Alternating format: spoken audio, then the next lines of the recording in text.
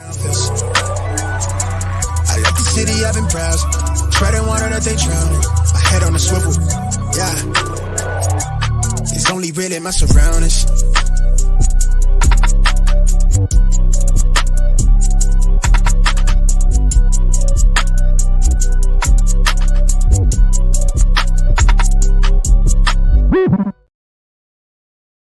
Hello and welcome to episode 215 of the Smash Accept podcast. I'm your host, Michael Royer. You can find me on Twitter at DynastyDadFF. We got a great show planned for you tonight. We're going to talk about these, 2024 running backs. Last week we had a great show. We had the guys from Fantasy Stock Exchange on talking about these wide receivers, and that's what everybody seems to talk about. Tonight we're really going to jump into the running backs.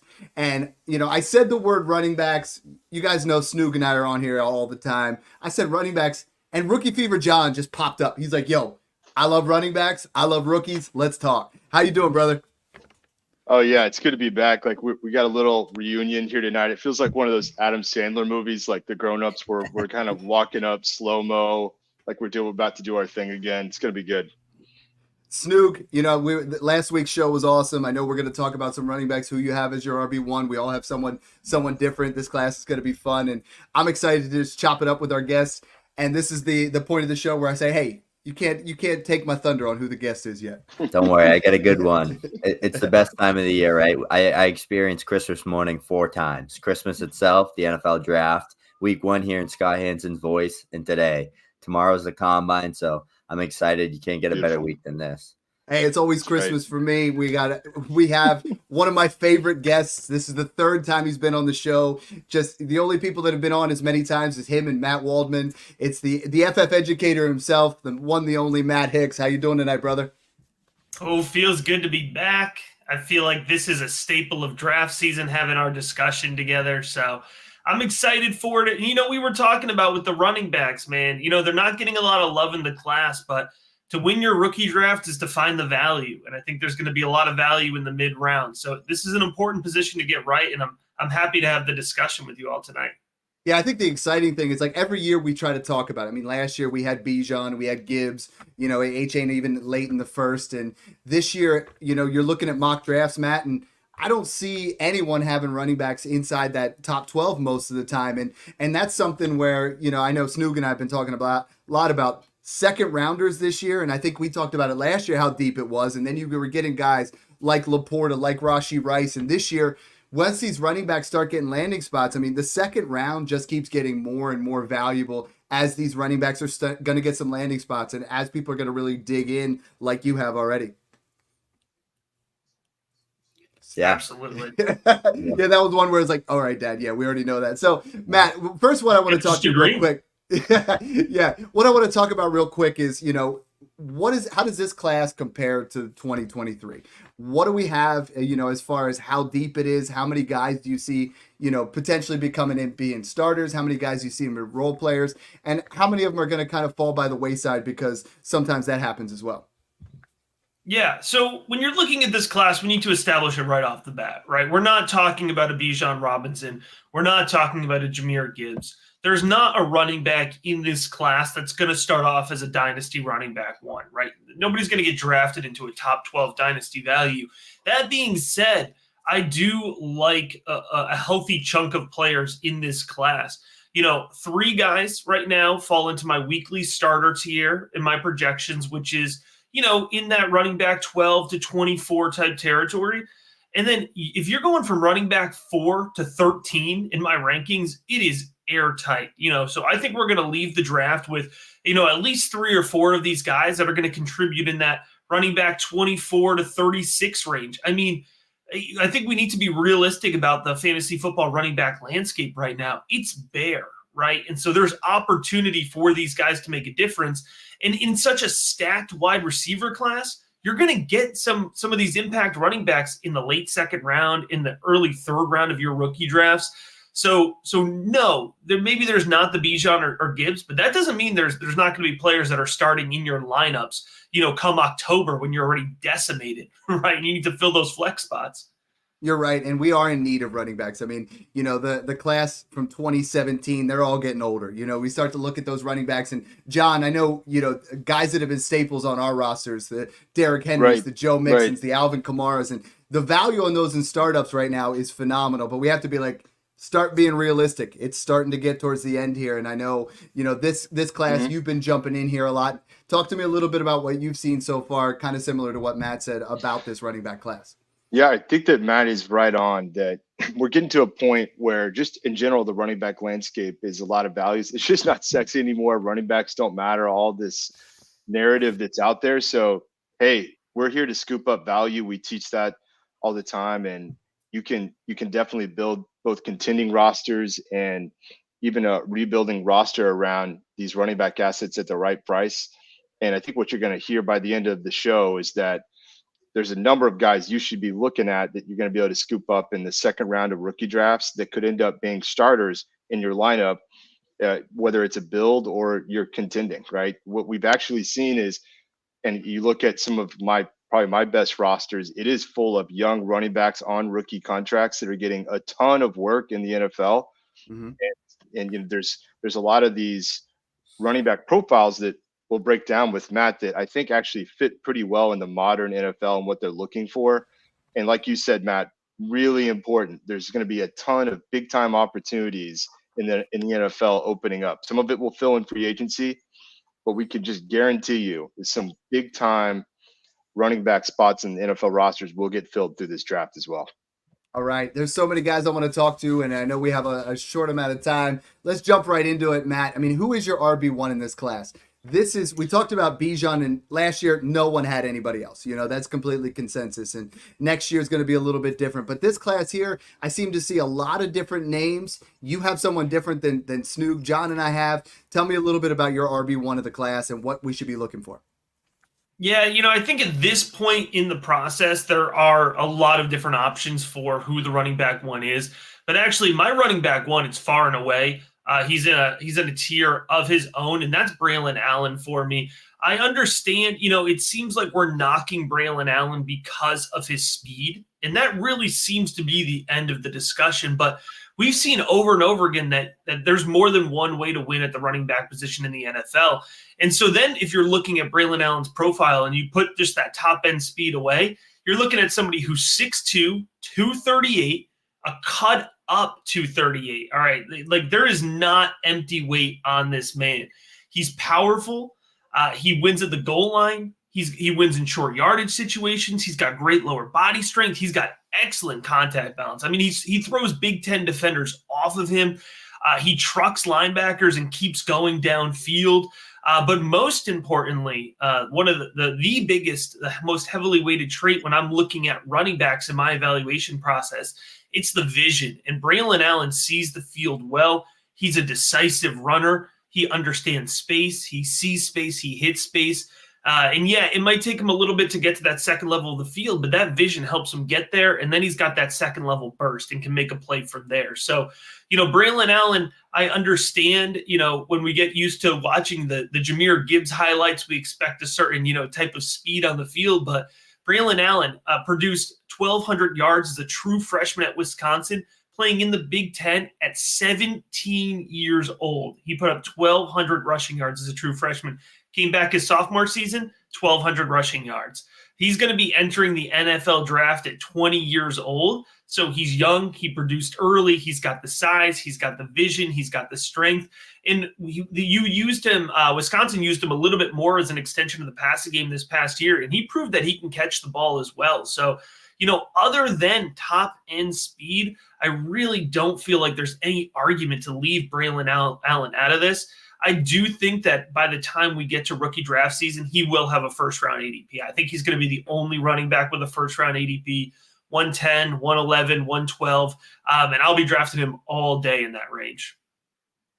Yeah, you were talking about him at 17, and I saw a picture on Twitter today. Dude was straight yoked, looked like a full-grown man at that point, just ready to go. And I love the size. I love the playmaking ability that he has there and the consensus there that you've been going over. Snoog, when you were jumping through Allen's tape, and I know you have someone different as your RB1, and we'll get to that, what were some things that you liked about Braylon Allen, and what were some things that you aren't quite on board with?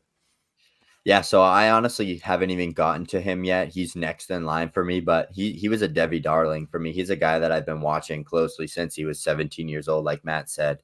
I was a massive Braylon Allen guy in his freshman sophomore year. He started to cool down a little bit for me, and I think one of his bigger flaws is the consistency of using his size. Like when you look at a guy like Audric Estime, I feel like he uses his size more and more consistently, and he's more powerful than Braylon Allen. But like Matt said, the kid's 19 years old right now.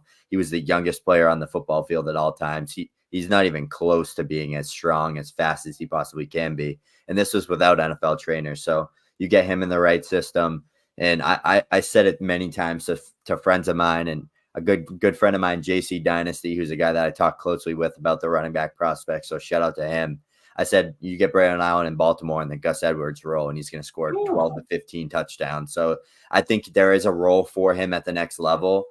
The only thing I love my receiving backs. That's the only thing that kind of holds me back with him. I know he caught some checkdowns, but it was like 4 yards per catch. So I don't really see upside there, but I do see upside as I think there's a 2-down power role like that, like kind of what Brian Robinson had for Washington. Braylon Allen's better than Brian Robinson, but that type of role for him, I could see it. And you can get some RB1 numbers out of those type of roles. So I think he has a safe spot in the NFL.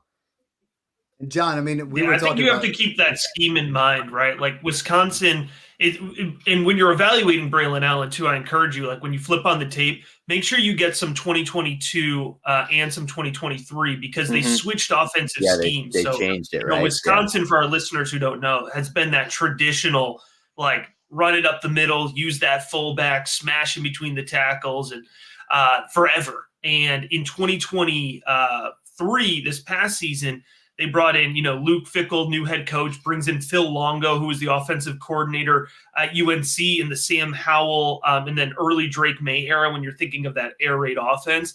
And they were supposed to have this air raid attack this year. They tried it for the first game. I think realized that they weren't quite ready for it personnel-wise. Yeah. And then condensed. So it was this quasi air raid. And so when you're hearing or when you're saying like it feels like he used his physicality differently in 2023, I think he was a little confused as to like where he was supposed to be and how he was supposed to be on the field. Because you do see you see a little bit of that lateral agility. You see some shiftiness, which I did appreciate from his tape this year, but you're right. It didn't feel like he had that same confidence and identity behind his running style. And I think that scheme change factors in. Makes sense why I saw Ches Malusi on the field more than he should have. Yeah, that was – I think that's where the community started getting a little bit harder on him because he wasn't staying on the field as much. Like coming out of his 2022 season, he was building some momentum and we didn't see the consistency that you pointed out, Snoop.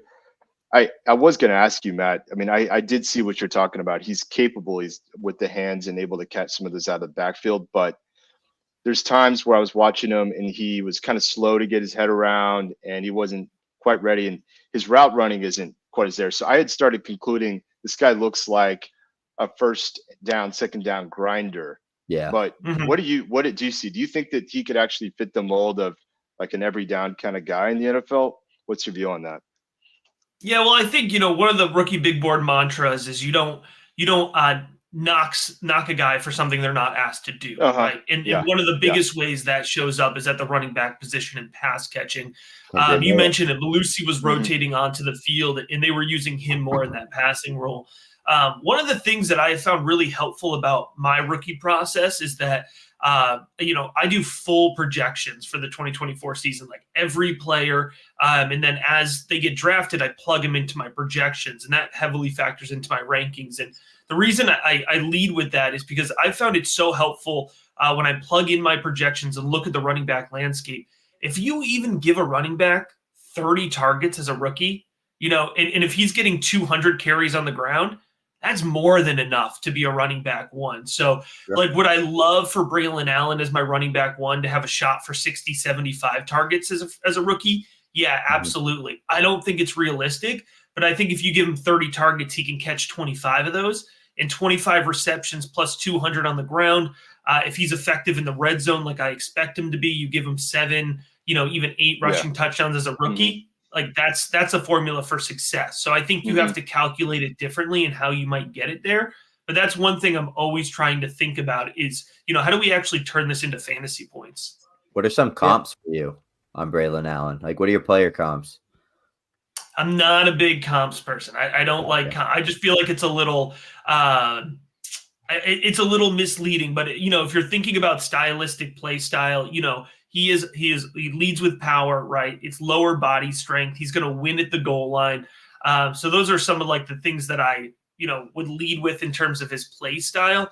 I can't think of a really clean comp for Braylon Allen just because he is a really Derrick Henry. So I was curious if you were that high on him or not. Derrick Henry's hard, right? Because he's like such a freak athlete. I don't think Braylon Allen would test athletically like Derrick Henry would, but probably nobody would. AJ Dillon. I'll throw that one out there. AJ Dillon. That's who he kind of reminds me of. That kind of. I think he's better than AJ Dillon was. Maybe. Yeah. They both got those quads though. Both those guys, man.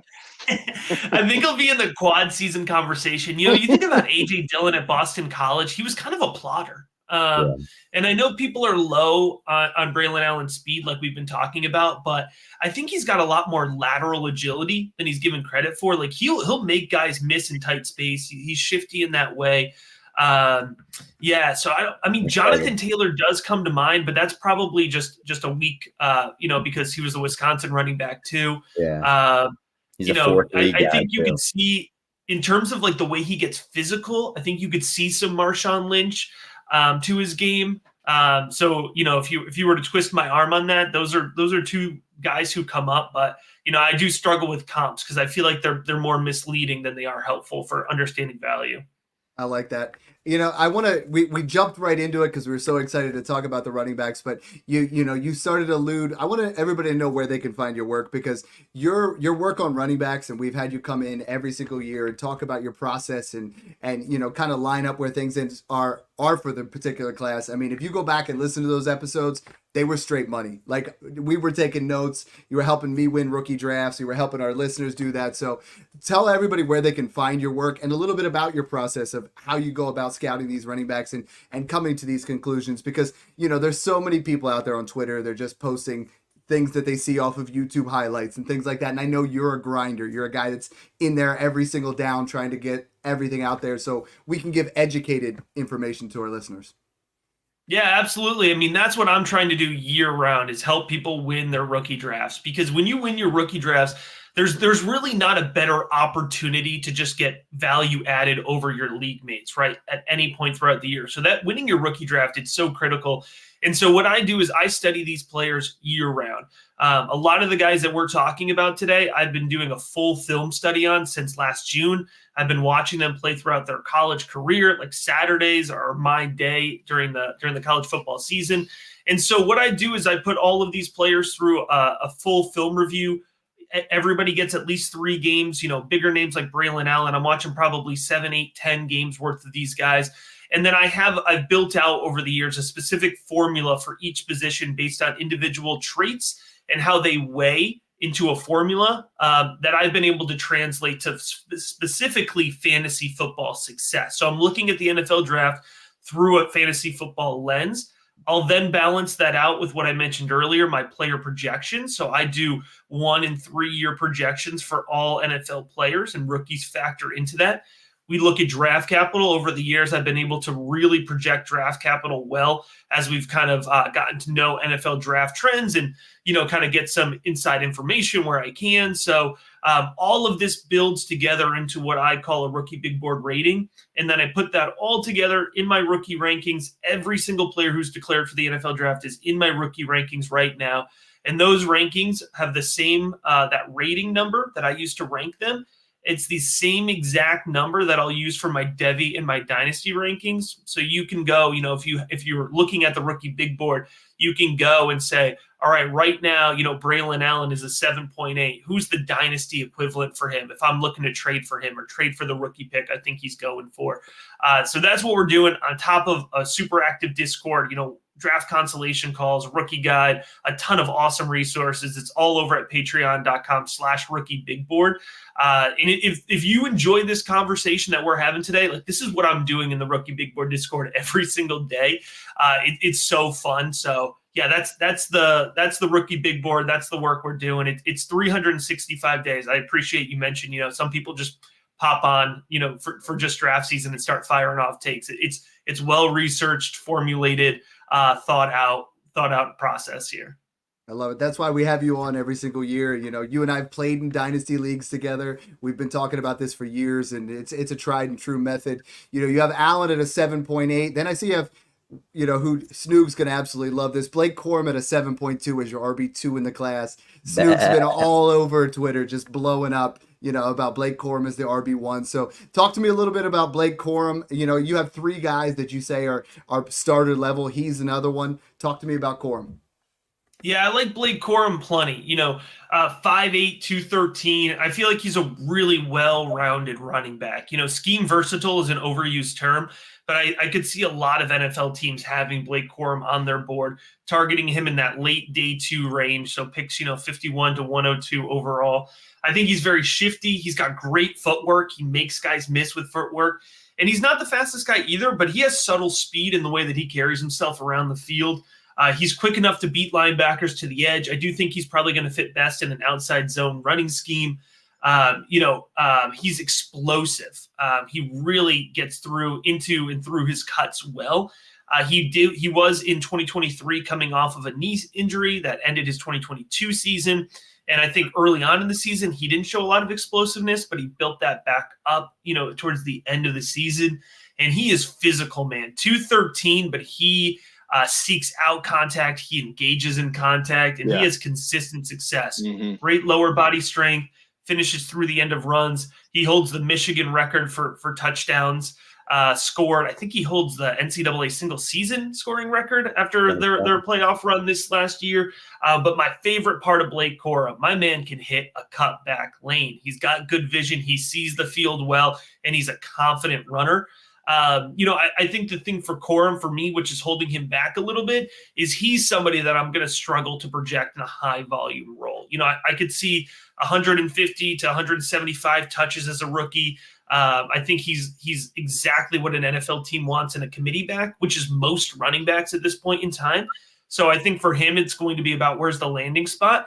And ultimately, is he going to be the lead back? Is he going to be a complimentary back? I think he's going to be hyper efficient whenever he gets the ball. So I think there's a ton to like about Blake Corum. I think the ceiling's a little bit lower than a guy like Braylon Allen, but the floor is higher.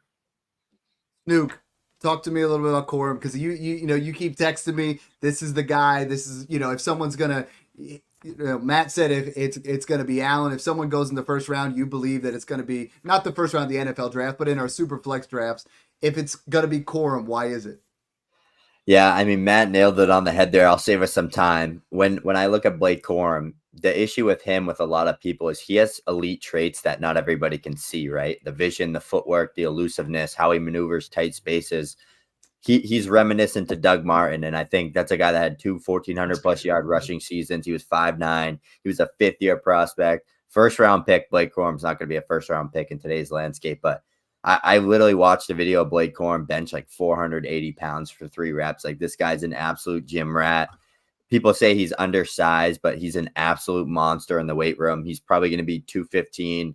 I hope he's 5'7", 5'8". That's kind of like where I'm aiming for. If he's like 5'5", 5'6", somehow that's going to stink. But he's a monster, and he's really good in the short yardage because of how he can get skinny through holes and use his lower body strength and leverage to just absolutely annihilate linebackers and defensive linemen. When he gets to the second level, good luck trying to tackle him because he's going to make you look embarrassed. That's the thing about him. I spent like 15 games watching from 2021 to 2023 on Corum. Went down a deep loophole this past week, and man, like there's just so many things that he does well. The main thing is just how he forces missed tackles. I know his analytics don't pop up good on that, but this is a guy that's had like 700 carries in college football, so his numbers are a bit more skewed. It's harder to be good when you're getting more carries. It's easier to be more efficient on less carries. Blake Corum, I don't think there's anybody in this class that's as good as a pure runner as him between the tackles. And like Matt said, like his way to just cut back, he's so good at the short yardage. And the underrated thing about him is he takes what he can get consistently. That leads to bigger plays. And we saw games like in Penn State where they were stacked boxes. Both the linebackers shoot the gap, and it's an easy cut back to the outside, jump cut, and it's a 60-yard touchdown. And these are the things that he consistently does. He's a student of the game, in my opinion. John, we get this pipe dream here where, the Chargers have pick 37 and Jim Jim Harbaugh's Harbaugh. there and Yeah, he love gets it. Corum there, you know what I mean? But talk to me a little bit Be fun. about the prospect and what you've seen too. Right. Well, I think that the biggest thing that I always hear is the knock on him is the size. Like he's a small back, and it's kind of like he's short, but he's actually not a small back. Like at 213 to whatever, let's see what he weighs in at 213. He actually weighs more than a lot of guys that are 6 foot or in that range. And so that low center of gravity, he does break a lot of tackles. It's actually hard to see the guy behind a big O line in some ways. So he's got that going for him. But yeah, I mean, I think I'm with you, Matt. It really comes down to me is how much work do we think he's going to get in the NFL? But because he is so shifty, he's got the vision, he's pro ready, and he's able to catch the ball. He can run routes. I think that he's going to end up on the field for a lot of these NFL teams. So I do like him as a prospect. I actually have him as my RB2 right now as well in my rankings, just because of his all-around game. I think he's very pro-ready back. And here's the thing too, because a lot of people are like, he wouldn't make the top 6 from the 23 class. Well, Matt, you and I have been doing this a long time. When we were doing our rankings ahead of declares last year, Corum was actually kind of in the mix for me in the top of the 23 class. And he just decided he was going to come back because of that injury, but he showed it again. So yeah, let's send him to Harbaugh there, Dad. And that would be kind of a fun little rocket ship on value. Matt, we look at draft capital, and it absolutely matters for running backs. I know we talked about it a lot last year with the wide receivers. We're trying to hit inside a certain area. That's where the most running backs hit, the most wide receivers hit. For you, what kind of draft capital do you foresee some of these guys going? Like, who do you think the highest running back drafted, where they would go, and what's that area? Because a lot of people, we get stuck in that area where we love these running backs, we love these prospects, and then all of a sudden we get to that area and we want to hold that take. Just want to say, well, that guy went round 6, or that guy was undrafted, but I really fell in love with this running back and the prospect. So, or throughout the process. So tell me a little bit about how much draft capital matters for our listeners. Yeah, my rule here, another one of the just keep dropping the rookie big board mantras here. Draft capital is an important thing. It's not the only thing. It definitely factors into my formula. It definitely factors into the volume that I'll project for a rookie. But it's not the end all be all. And I think it's always important to take into context why a player goes where they go, right? So in this year's class, it wouldn't shock me if we have 0 players in the top 50. My draft capital buckets, there's one that's day 1 late to day 2 early. It's picks 25 to 50. And then that next bucket is anybody else on day 2. So the back end of round 2 and then all of round 3. I think that's currently where I have projected Braylon Allen, where I have projected Blake Corum, and then anybody else. So I don't have anybody as a top 50 pick, and I think that's totally fine, right? The NFL draft probably is not going to reach earlier for one of these guys because they don't have to, right? We're probably going to see 6, 7 offensive tackles in the first 40 picks. You're probably going to see 6, 7 wide receivers in the first 40 picks. We're going to get 4 quarterbacks at least, if not a 5th quarterback. So at some point, we're just running out of positions and spots here. And in this year's class, running back will get pushed down. So for me, if these guys get back end of day 2 draft capital, that's still going to check a box, and I'm still going to have confidence in that. And then beyond that, what I'll say is as we get into day 3, I understand the stats. I understand, that the numbers will favor guys drafted in the first 2 rounds naturally, but we've seen plenty over the last few years, especially round 4, round 5, even, guys drafted, in the 7th round or undrafted free agents. If that's your guy and you're identifying them, and most importantly, if we can project some volume or a realistic path to relevance for them, then go on and get that guy, right? It's not a running back, but I wasn't happy Puka Nacua fell to the 6th round last year. I still drafted him everywhere, and I was obviously very happy about that. So, as you kind of identify your guys listening to this episode or listening to the many other episodes throughout the offseason and getting into the NFL draft, don't be afraid to stick with your favorites, but just adjust the value, adjust where you're going to take him. All right, maybe a guy falls to round 6. You thought he'd go round 4. all right, just take him in the 4th round of your rookie drafts instead of in the late 2nd, right? So it's all about just adjusting expectations for me. I'm not going in with high hopes for draft capital for any of these guys, but I'm also not going to back off of them when that doesn't come to fruition.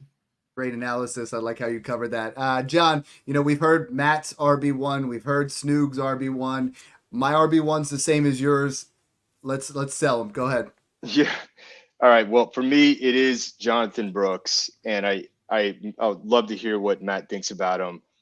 So first off, I might say that I am a Longhorn fan. I watch every minute of every Longhorn game, sometimes twice.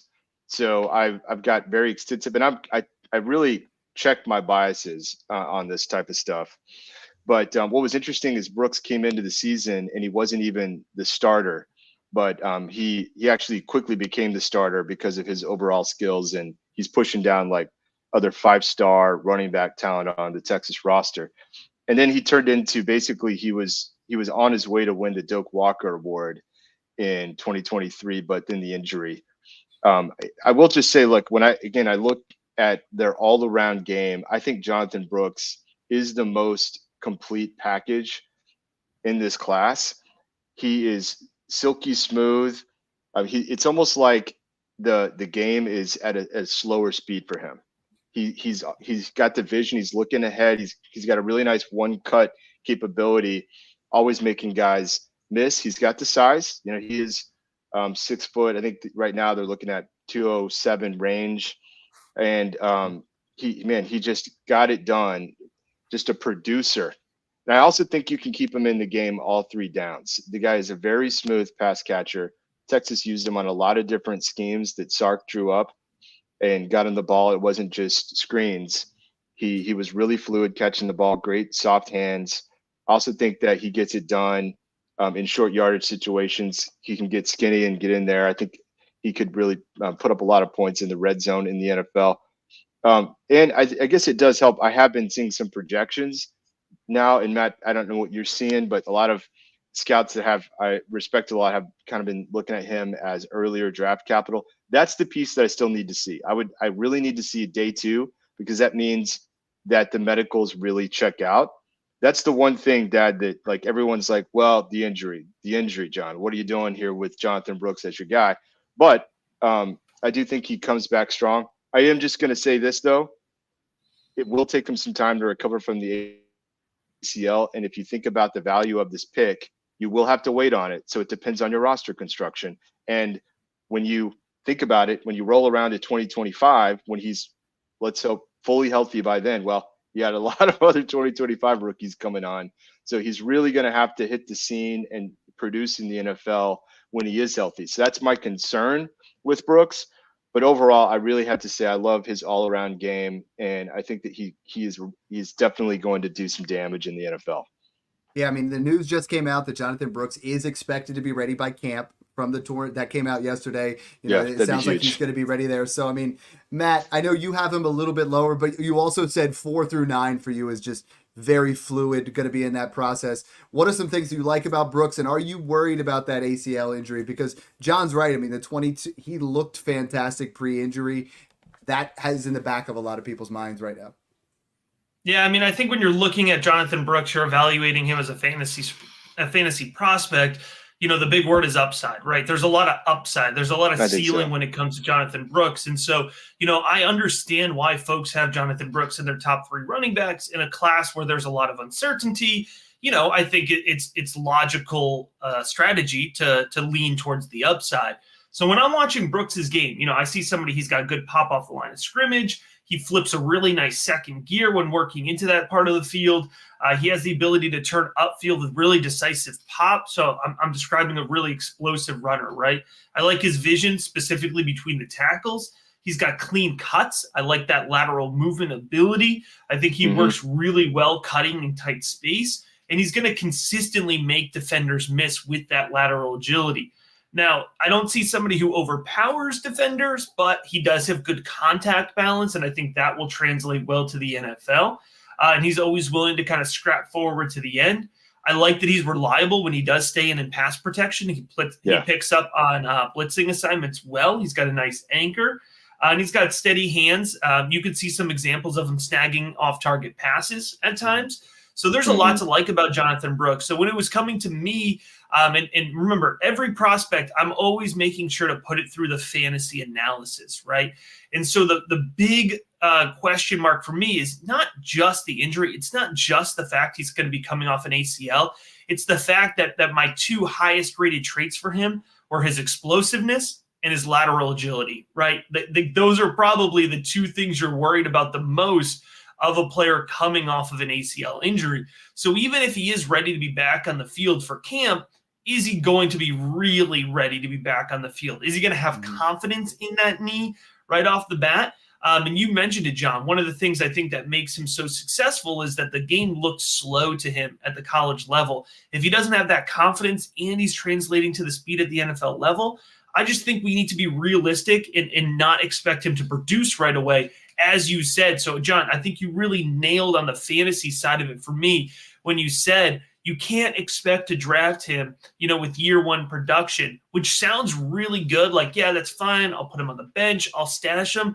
But dynasty players are just a forgetful bunch, right? It's an immediacy of return.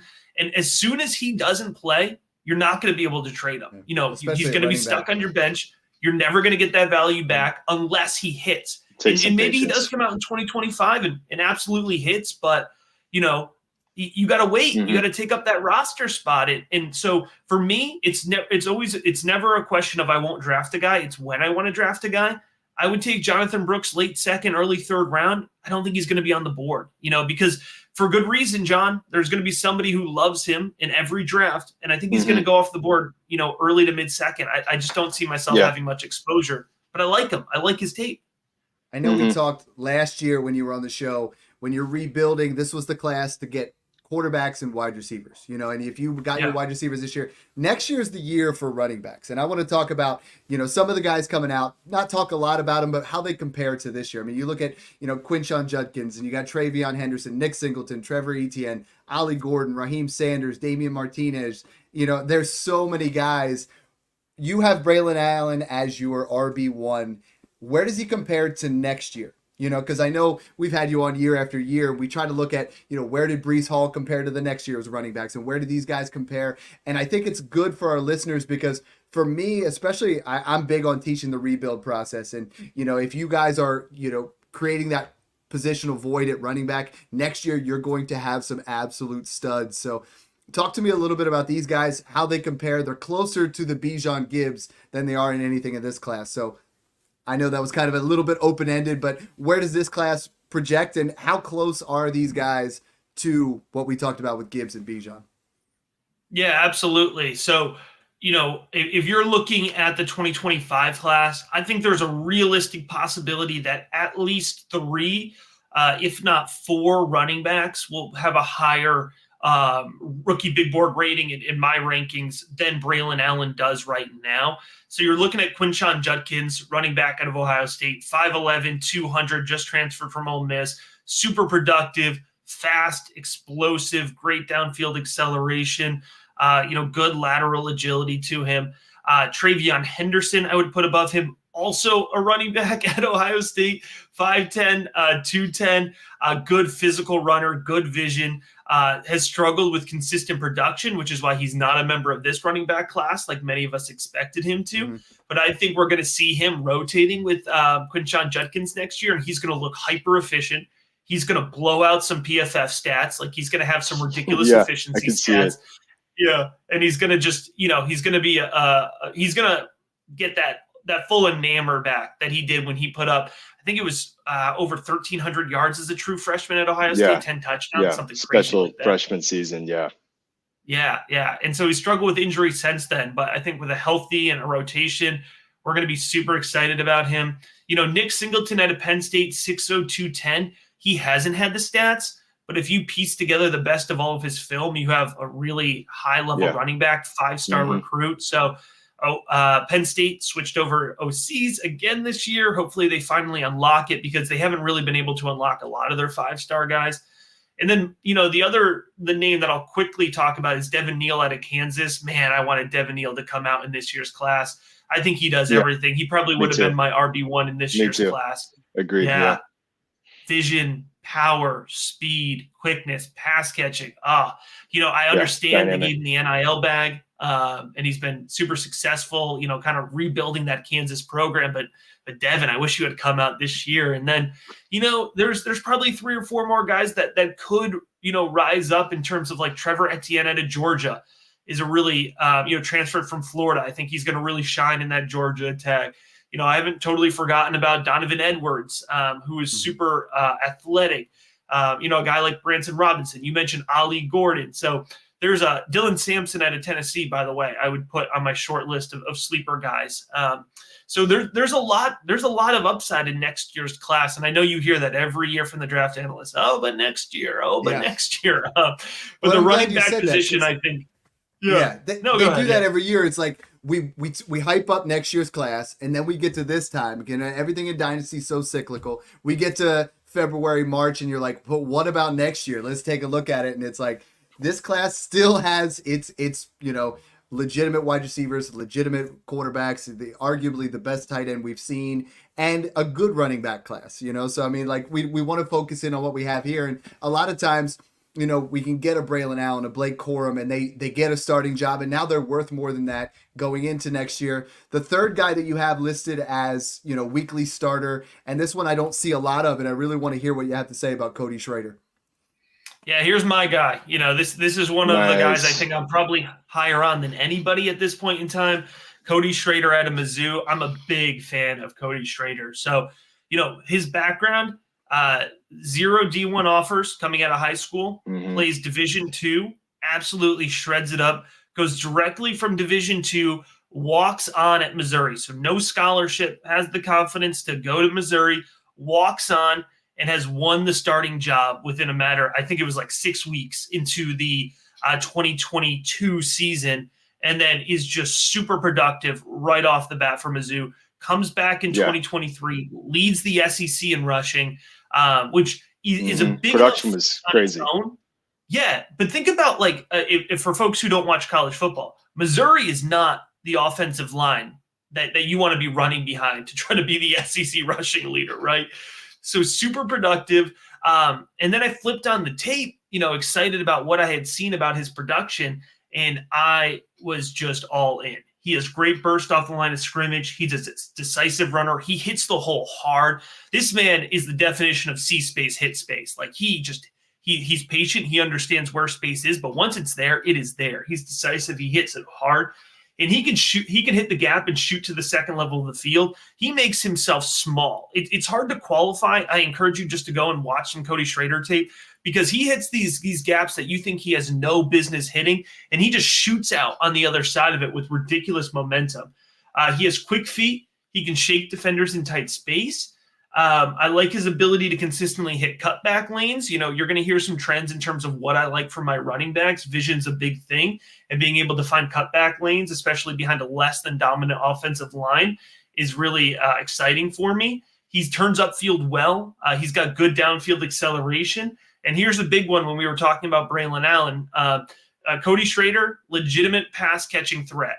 They targeted him in the flat. They targeted him in the short field. They targeted him in the midfield. And he got yards after catch. So he can catch the ball, turn upfield quickly, gain some extra yards after it. So not a lot of hype with Cody Schrader right now. I do think he could sneak into the back end of day 2, more likely a day 3 selection. And so he's somebody who probably will be available mid-third round, late 3rd round of your rookie drafts. And he's going to be my guy in that range that I am just scooping up a ton of exposure to. Nice. I love chopping up running backs with you guys because you guys know your thing. I want to kind of go around here, and I want to just hit one guy that you guys haven't hit. I know Matt has been killing it on some of these. Snoog, I mean, what's one running back we haven't talked about yet that you have been impressed once you started jumping into the tape? You're on mute. I'll be honest, I'm only 5 running backs deep. Blake Corum, Audric Estime, Bucky Irving, Jalen Wright, and then who's the 4th one? There's another one, but off the top of my head, those are the only 5 that I've done a full deep dive with. So those are the 5 that I feel confident about, where I can kind of talk about what I've seen. Let's talk about Bucky Irving. I think he's the best receiving back in this class, just based off what I've seen so far. he was absolutely phenomenal as a receiving back. I comped him to many other receiving backs and running backs in this class in general. He was head and shoulders the best analytically as a receiver. His raw production was the best as a receiver. And I think like his missed tackles, force per attempt, per touch, just his elusiveness in space. I think that's the skill set that translates to being a good receiving back in the NFL.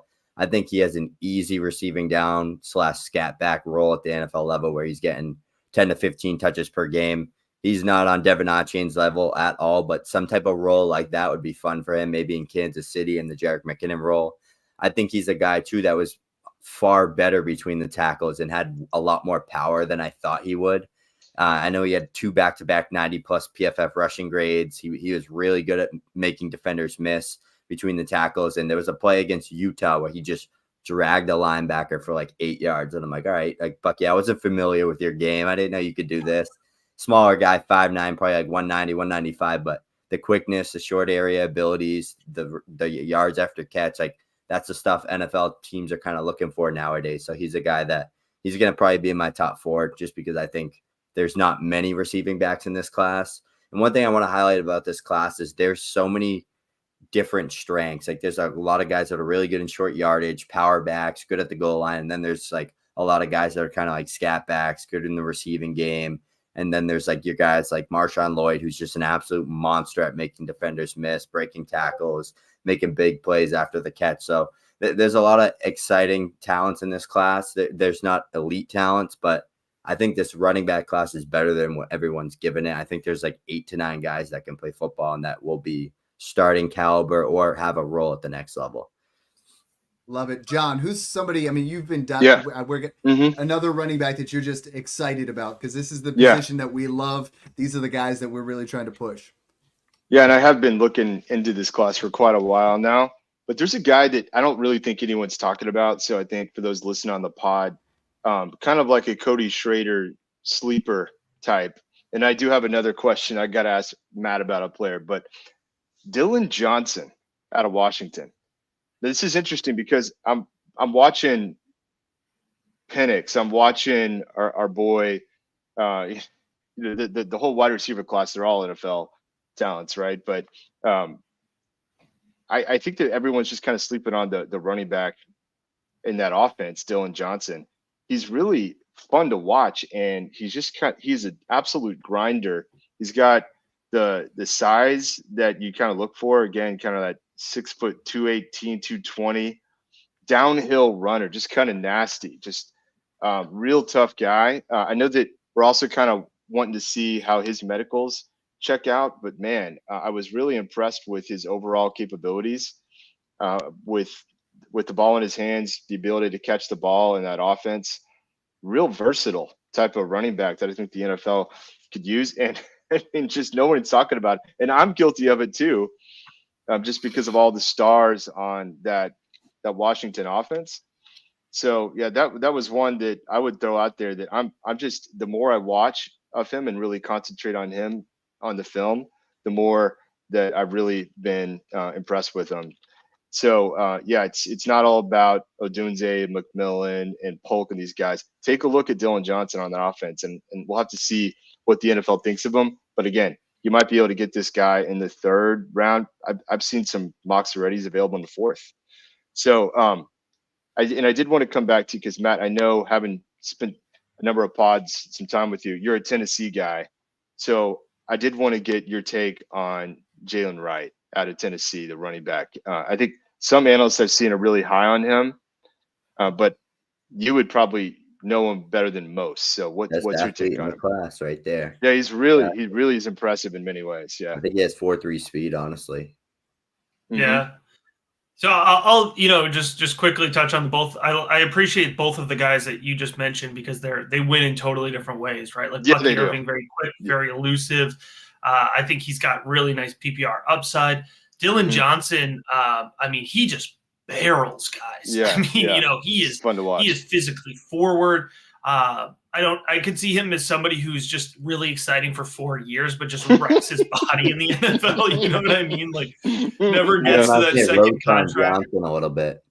Okay. Yeah. You love him on your NFL team, and he puts up a couple running back 1 weeks, but he's just so physical, but he wins, and he's a great pass catcher as well. I mean, he was used in the Mississippi State air raid offense until he transferred to Washington. So he's kind of a really unique player in that sense. But, I struggle with Jalen Wright. I really do. When you watch Jalen Wright, you see a shifty runner with quick feet.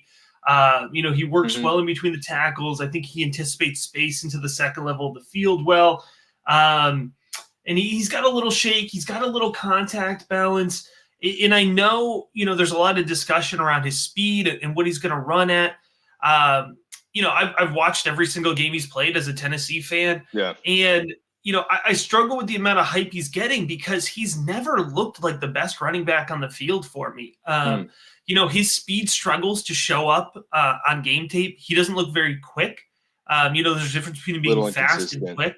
Oh, yeah. Yeah. And I just don't see it. I think he's going to he's a running back that does everything good, but doesn't necessarily have that elite trait. If I'm watching, I mentioned Dylan Sampson earlier, when I was talking about, guys who could pop up in next year's running back class. I think Dylan Sampson was far more impressive, far more explosive of a running back when he was on the field. Tennessee employed a bit of a committee system. And Jalen Wright, he oftentimes wasn't, making the explosive play for Tennessee. So I think I have a little bit of bias in the wrong way with Jalen Wright.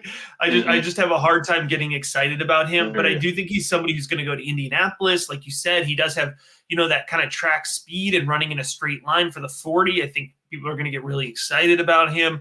So I think he's going to have a decent rookie ADP. Like, I wouldn't be shocked if his rookie draft ADP is, in a super flex league, 205, 206, 207. I just don't I can't get in on him at that price. There's going to be too many other guys I like there, but I get it. Yeah, I get it. that. That's helpful. Yeah, thank you. Yeah, he's going to be a stats darling, I think, on the model side of things. Matt, one of the guys in the Patreon is Payne Caballero was asking about, Isaiah Davis is someone that he's been interested in, wants to hear your projections. Intriguing. It's yeah. So he's very interested to hear what you have to say. So are we. Yeah, that's a shout out, because when we were going around and I thought I'd have to pull out another name, I had the Isaiah Davis profile pulled up. So perfect. I was ready for it. I like Isaiah Davis. The rookie big board is in on the Isaiah Davis train. We are trying to push the Isaiah Davis train. I think he's got what he needs, man. 6'0", 220. He was playing out of South Dakota State. So, yeah, he was playing in the FCS. I see somebody who cuts seamlessly through space. I see really great burst off the line of scrimmage. I see great acceleration through the second level of the field. He sees space well. He anticipates space into that second level of the field. He's got great contact balance. FCS defenders bounce off of him. I mean, physically bounce off of him. He plays physical. And so for me, right, you're always looking to see, okay, can he, he's playing in the FCS. So I don't need him to look strong. I need him to look physically dominant, right? And he looks physically dominant. He seeks out contact. When he wasn't running the ball, South Dakota State used him as a lead blocker. Like, that's how physical he was. And he could clear a lane, man. Like, he could punch out a linebacker to create a gap for his running back. So I like a lot about what he shows. I like his ability to cut back, change direction very well. So for me, Isaiah Davis, I think he's going to be a round 4 selection. I would love to say I think he's going to be a late day 2 pick. That feels a little aggressive, but and the other thing, a lot of folks are going to say, all right, you're watching FCS tape. Well, for Isaiah Davis, the games that I have logged, Montana, Albany, Northern Iowa, Illinois State over multiple seasons. If you're familiar with the FCS, like, he's playing at the top level of competition. South Dakota State's making that playoff championship run every single year. So, I'm only getting FCS tape on him, but I'm getting him against the best of the FCS, and he doesn't look good. He looks great. And so I'm a big fan of Isaiah Davis. The size is there. I'm really interested to see what the NFL thinks of him. Like, he is one of these guys that even if he goes round 6 or 7, I'm still going to draft him. I think you could probably get him in the 4th round of a lot of rookie drafts if I keep it quiet, especially. So I'll be happy to use my 4th round picks on him all day. I saw too. I was running just numbers on him. He had 100 plus rushing yards in like 57% of his games in his collegiate career. So he definitely did not belong in the division that he was playing in. He's probably a guy that should have been on a Power 5 team. So I'm interested. I can't wait to watch him because he's a big guy. I know he's been working out with a lot of the running backs like Corm and stuff, I think at Expo Sports, and he just looks like a freight train. So I'm excited to dive into him. Yeah, that's a ridiculous stat because they didn't use him as a workhorse. Like he got a lot of carries, but they still got other guys involved. So yeah, to have that, in that context, that's ridiculous. Yeah. Didn't Pierre Strong go there? Yep, Pierre Strong was there. Yeah, he shared the field with him. Yeah, I think it would have been Davis's freshman season. Pierre Strong should have been there. Yeah.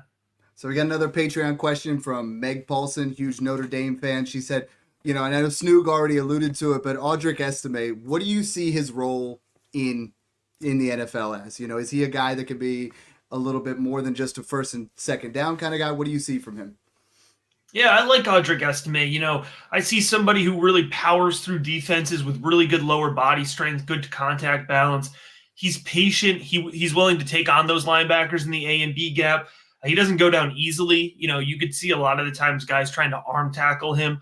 And that's not going to work for Audric Estime. Oftentimes takes multiple defenders to drag him down. Nice one-cut runner. I think he's got a solid amount of agility for being 5'11", 227. I think he's a good downhill runner. He accelerates well. For me, the limitation with Audric Estime, there's not a lot of pure speed. There's not a lot of burst to his game. But I think he's going to be well-regarded in pass protection. I see him as a day 3 prospect. A low ceiling guy, but I think a good floor guy. And what's important to think about with all of these running backs, right? Like I'm always thinking in my process, all right, how could Audric Estime get to be fantasy football relevant, right? And a guy like Estime, it's important to think about not only landing spot in terms of how they fit, but what does the depth chart look like? So maybe he gets drafted into being the running back 2 or running back 3. Well, you're only one injury away from relevance, right? So, if you like Audric Estime and he's drafted as the running back 2 for a roster, like go ahead and get him even if you can't project clean volume for him year 1. Because if the starter goes down, he's next man up. And all of a sudden, even if he's running for 3.8 yards a carry, if he's doing it 20 times a game, he's fantasy relevant, right? Yeah, I dig that so much and when we get to those guys, we're talking about those guys that running backs get those landing spots we like. They're second or third on the depth chart as opposed to a wide receiver 4 or 5 that we start to get into those areas when they get the draft capital in the round 5, round 6. You start to kind of lean more into these running backs. Last couple of years, you've always hit this. You kind of pick that one guy, and I love that you were hitting a couple names that weren't quite as well known. If you had to say one guy that's just a deep sleeper, someone that's like you're just loving the tape that not many people are talking about, who would that be, Matt? Because you've already kind of hit that out with your RB3 was a lot different than a lot of other people's, but one deep sleeper for us. Yeah, I would say Cody Schrader's the flag plant, but if we're going to go a little bit lower here, the guy who I like that I don't think is getting much attention at this point is Jawar Jordan, the running back out of Louisville, 5'10", 185. He shoots off the line of scrimmage. Like this man is fast. He's explosive into the second level of the field. Really slippery runner, gets through tight gaps, really works well in open space. He's decisive. He sees the field well. And for $185, I think he's got really nice contact balance. You'll see ACC defenders really slide right off of him. Quick feet, clean cuts. He darts around the field. That's the best way to describe him. And then impressive strength for his frame. So when I'm thinking of Jawar Jordan, right, here's a comp I will give you. I see a lot of Kenny Gainwell and Jawar Jordan, but then Louisville would put him at the goal line, and he was a legitimate physical goal line presence. If you watch him against Kentucky, he is dragging piles of Kentucky defenders forward through the goal line. So if you're thinking about, an SEC defense loaded up and it takes 4 guys and a $185 running back is dragging them through the goal line, then there's some legitimate physical strength there too. He's an effective target in the passing game. I don't think he's going to get drafted super high, day 3 pick, but I'm a big fan of him. I think he'll do well in Indianapolis, so maybe he'll get a little bit more rumblings there. But, in terms of guys we haven't talked about, I definitely think he deserves some attention. So awesome to have you on the show again. Every single year, this is one I know Mung couldn't be on tonight, but John and I look forward to, and Snoop jumped in on this one for sure. So Matt, we got to thank you for your time. Again, tell everybody where they can find your work. I mean, it is, I love seeing your posts on Twitter. I know the Rookie Big Board in your Discord is absolutely just going crazy over there at Patreon. So tell everybody where they can find everything and, you know, what they can expect if they sign up. Yeah, absolutely. So I would encourage you, patreon.com/rookiebigboard. You know, now's the time. Give it a shot. You know, it's really going to help you get ahead of your league mates because we really think through the prospects like the way we're doing on this episode. You know, that's the type of analysis and discussion we're doing on all of these guys, literally 24/7. It's like I wake up in the morning because we're in all different time zones and I'm already answering draft questions at 6 a.m. I love it. It's full sicko mode. But, you know, access to the rankings, all that's over at patreon.com/rookiebigboard. And, you know, the other thing I'll encourage folks to do is, you know, check out Rookie Big Board, the podcast, Rookie Big Board on YouTube. The thing we do this time of year, we do rookie profile series. So we're about 12 players in, and we're going to go through to about 40 players. You know, we look at one prospect per episode, 12 minutes per episode. We give you the tape background, the stat background, the college context, and then we always finish with fantasy football projections. So, you know, check that out. You know, that's totally free podcast, YouTube, same name, Rookie Big Board. And, you know, check that out. It's a nice little sample of everything we got over at patreon.com/rookiebigboard. But, you know, it's always fun. I love this discussion. It's always, you know, a well thought out, in-depth discussion looking at the class. So I love it, guys. I appreciate you having me back. It's great to have you on. Thanks again for tuning in, guys, and enjoy the process. Yeah.